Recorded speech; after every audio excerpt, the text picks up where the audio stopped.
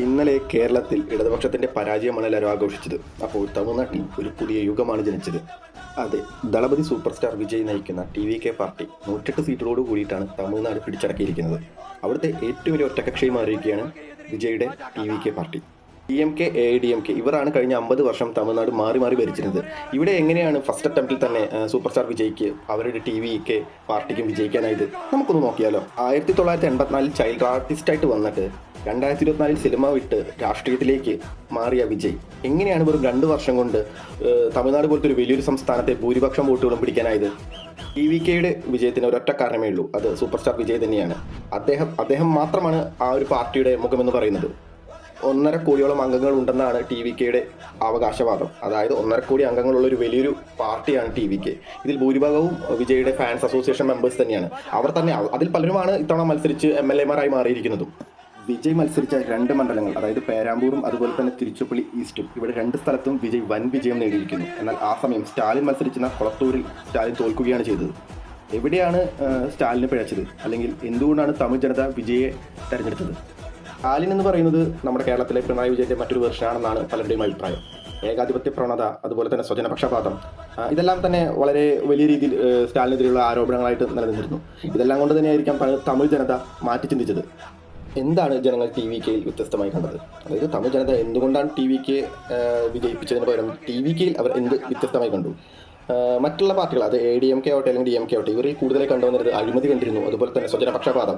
ചുരുക്കി പറഞ്ഞു കഴിഞ്ഞാൽ അവർ അച്ഛൻ മന്ത്രിയാവുന്നു, മകൻ മന്ത്രിയാവുന്നു, മകൻ്റെ മകൻ മുഖ്യമന്ത്രിയാവുന്നു. ഇതാണ് അവരുടെ നടന്നിരുന്നത്. ഒരു ഡൈനാസ്റ്റിക് ഭരണങ്ങളായിരുന്നു ഈ പറഞ്ഞ AIDMK ആവട്ടെ DMK ആവട്ടെ നടന്നിരുന്നത്. AIDMK ജയലളിതയ്ക്ക് ശേഷം വളരെയധികം തകർന്ന് തരിപ്പണമായിരിക്കുന്ന ഒരു അവസ്ഥയാണ് ഇപ്പോൾ ഉള്ളത്. DMK ഞാൻ ഈ പറഞ്ഞ പോലെ ഡൈനാസ്റ്റിക് ഭരണമാണ് നടന്നുകൊണ്ടിരിക്കുന്നത്. കരുണാനിധി മുഖ്യമന്ത്രിയായി, മകൻ സ്റ്റാലിൻ മുഖ്യമന്ത്രിയായി, ഇപ്പോൾ സ്റ്റാലിൻ്റെ മകനായ ഉദയനിധി സ്റ്റാലിനെ മുഖ്യമന്ത്രിയാക്കണം. ഇതാണ് അവരുടെ ഒരു കോൺസെപ്റ്റ്. അത് ഡൈനാസ്റ്റിക്, എൻ്റെ വംശപരമ്പരകൾ എപ്പോഴും ഭരണശീല കേന്ദ്രങ്ങളിൽ ഉണ്ടാകണമെന്നുള്ളൊരു കാഴ്ചപ്പാടാണ് അവർക്കുള്ളത്. ഈ ഒരു സിറ്റുവേഷനാണ് വിജയ് തൻ്റെ പുതിയ പാർട്ടി പ്രഖ്യാപിക്കുകയും അദ്ദേഹം രാഷ്ട്രീയത്തിലേക്ക് ഇറങ്ങുകയും ചെയ്യുന്നത്. അദ്ദേഹത്തിൻ്റെ ക്ലീൻ ഇമേജാണ് ഇവിടുത്തെ മെയിൻ ഫോക്കസായി വന്നതും. അതുപോലെ തന്നെ അദ്ദേഹത്തിൻ്റെ ഒരു വലിയൊരു ഫാൻ ബേസ് ഉണ്ട്. 1.5 കോടി അംഗങ്ങളുള്ള അദ്ദേഹത്തിൻ്റെ പാർട്ടി എന്ന് പറയുന്നത് അദ്ദേഹത്തിൻ്റെ ഫാൻ ക്ലബ് തന്നെയാണ്. അപ്പോൾ സ്വാഭാവികമായും യുവാക്കൾ, അതായത് 40% യുവാക്കൾ തന്നെയാണ് അദ്ദേഹത്തിൻ്റെ ഫാൻസായി മാറിയതും അദ്ദേഹത്തിൻ്റെ പാർട്ടിയിലെ അംഗങ്ങളായി മാറിയതും. ഇങ്ങനെ ക്ലീൻ ഇമേജ് ഉള്ള ഒരു നായകനെയാണ് യൂത്ത്സ് അവരുടെ നേതാവായി കണ്ടത്. ഇതോടുകൂടി ഈസി ആയിട്ടാണ് അവർ 40% യുവാക്കളെ അവർ കയ്യിലെടുത്തത്. അഴിമതി ആരോപണത്തിൽ മുങ്ങിയ DMKയ്ക്കും അതുപോലെ തന്നെ ജയലളിതയ്ക്ക് ശേഷം തളർന്ന AIDMKയ്ക്കും ഈ ഒരു ഇലക്ഷനിൽ പ്രത്യേകിച്ചൊന്നും ചെയ്യാനുണ്ടായിരുന്നില്ല. വിജയുടെ പാർട്ടി കൊടുത്തത് വെറും വാഗ്ദാനങ്ങൾ മാത്രമല്ല, അത് പ്രായോഗികമാക്കാൻ പറ്റുമെന്നുള്ളൊരു വിശ്വാസം കൂടിയാണ് കൊടുത്തത്.